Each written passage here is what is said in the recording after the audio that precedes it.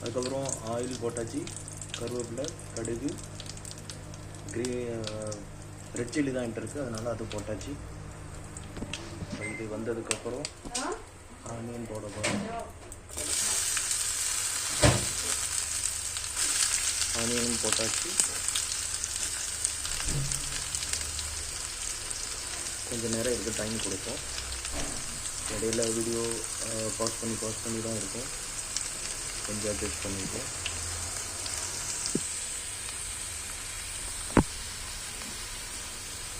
கொஞ்சம் இதானதுக்கு இதுலேயே சாப்பிட்டு போட வேண்டியது அதிகமாக போயிடுச்சு.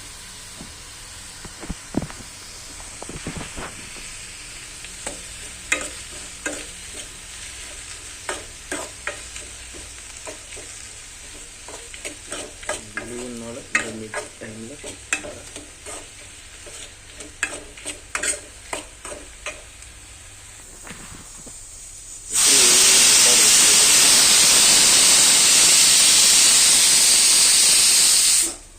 காய்கறி நறுக்கி வச்சாச்சு. கேரட்டு, அவரைக்காய், இன்னும் ஒரு 2 விசில் வந்ததுக்கப்புறம் அதை தனியாக வச்சுருவேன்.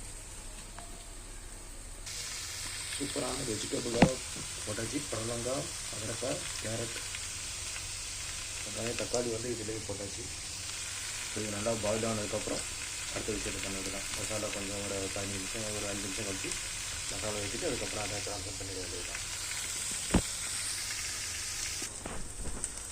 காய்கறி வந்து நல்லா வெந்துருச்சு. அதுக்கப்புறம் இதில் வந்து பார்த்தீங்கன்னா பருப்பை வந்து அதை அப்படியே ட்ரான்ஸ்ஃபர் பண்ணிவிட்டு மசாலா போட்டு கொஞ்சம் நேரம் வேக வச்சா சாம்பார். டால் வந்து அப்படியே போட்டேன். அப்படியே தண்ணி ஊற்றுன மாதிரி தண்ணியில் மிதக்கிற சூப் மாதிரி தான் இருக்கும். பட் அவுட்புட் பார்த்திங்கன்னா எக்ஸலண்ட்டாக இருக்கும். அதான் பேச்சுலரோட குக்கிங். பேச்சுலர் நினச்சிக்காங்க, மேரேஜ் ஆகிடுச்சு. எனக்கு வந்து உலகத்துலேயே ரொம்ப பிடிச்ச விஷயம் பார்த்திங்கன்னா என்னோடய மனைவி தான். அவங்க சீக்கிரம் என்ன புரிஞ்சுக்கணும். அவங்க சொல்லிக் கொடுத்தது தான் இந்த குக்கிங் ஸ்டைலில் எனக்கு. அடுத்து தொட்டுக்கிறதுக்கு இந்த புடலங்காய் ஃப்ரை இதில் பண்ண போகிறேன். இது வந்து combo rice, sambar, side dish.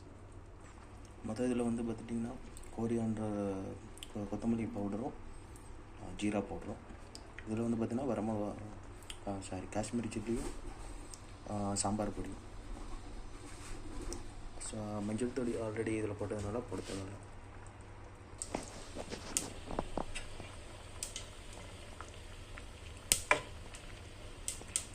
Output பார்த்திங்கன்னா சாம்பார் வந்து பக்காவாக ரெடி ஆகிடும்.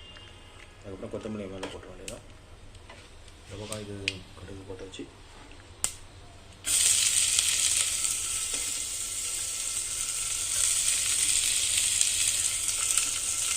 புடலங்காய் கூட்டுது.